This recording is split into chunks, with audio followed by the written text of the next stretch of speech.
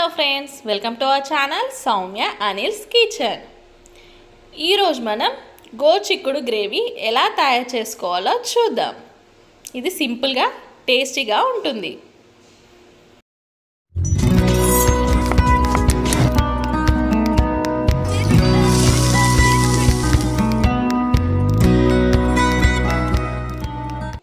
ముందుగా కావాల్సిన ఇంగ్రీడియంట్స్ ఏంటో చూద్దాం.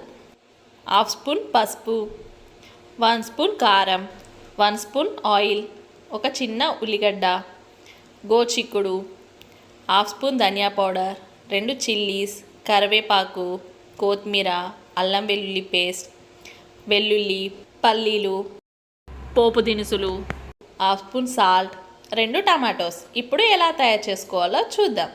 ముందుగా స్టవ్ పై కడాయిని పెట్టుకొని పల్లీలని యాడ్ చేసుకుందాం. యాడ్ చేసుకొని వీటిని దూరగా ఫ్రై చేసుకోవాలి. ఇవి మంచిగా ఫ్రై అయ్యాయి. ఇప్పుడు సపరేట్ చేసుకుందాం.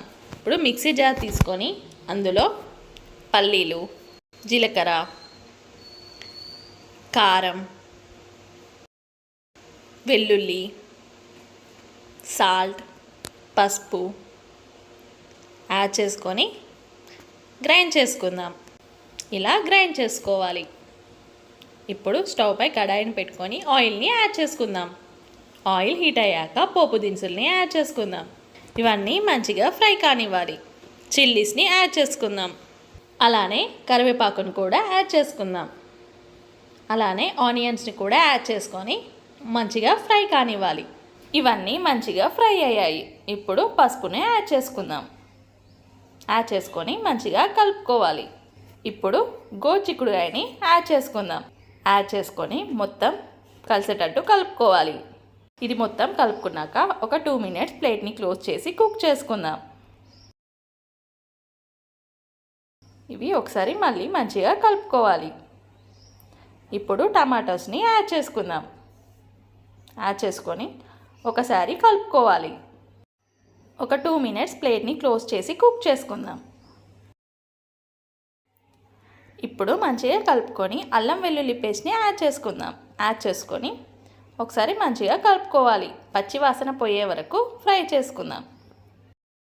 ఇప్పుడు మనం పొడి చేసిన పల్లీల పొడిని యాడ్ చేసుకుందాం. యాడ్ చేసుకొని మొత్తం మంచిగా కలుపుకోవాలి. ఇప్పుడు 1 గ్లాస్ వాటర్ని యాడ్ చేసుకుందాం. యాడ్ చేసుకొని మొత్తం ఒకసారి కలుపుకొని ఇప్పుడు కొంచెం కొత్తిమీరని యాడ్ చేసుకుందాం. యాడ్ చేసుకొని ధనియా పౌడర్ని కూడా యాడ్ చేసుకుందాం. అన్నీ ఒకసారి మంచిగా కలుపుకోవాలి. కలుపుకొని ప్లేట్ని క్లోజ్ చేసి ఒక 5 మినిట్స్ పాటు కుక్ చేసుకుందాం. ఎప్పుడు గోచిక్కుడుకాయ ఫ్రై కాకుండా ఇలా గ్రేవీ చేసుకోండి. చాలా టేస్టీగా ఉంటుంది. ఇది చపాతీలోకైనా రైస్లోకైనా మంచి టేస్టీగా ఉంటుంది. మీ పిల్లలు కూడా ఇష్టంగా తింటారు. చూడండి ఆయిల్ ఎలా పైకి వచ్చిందో. ఇలా ఆయిల్ పైకి వస్తే పర్ఫెక్ట్గా కుక్ అయినట్టే. ఇప్పుడు సర్వింగ్ బౌల్లోకి తీసుకొని సర్వ్ చేసుకోవడమే.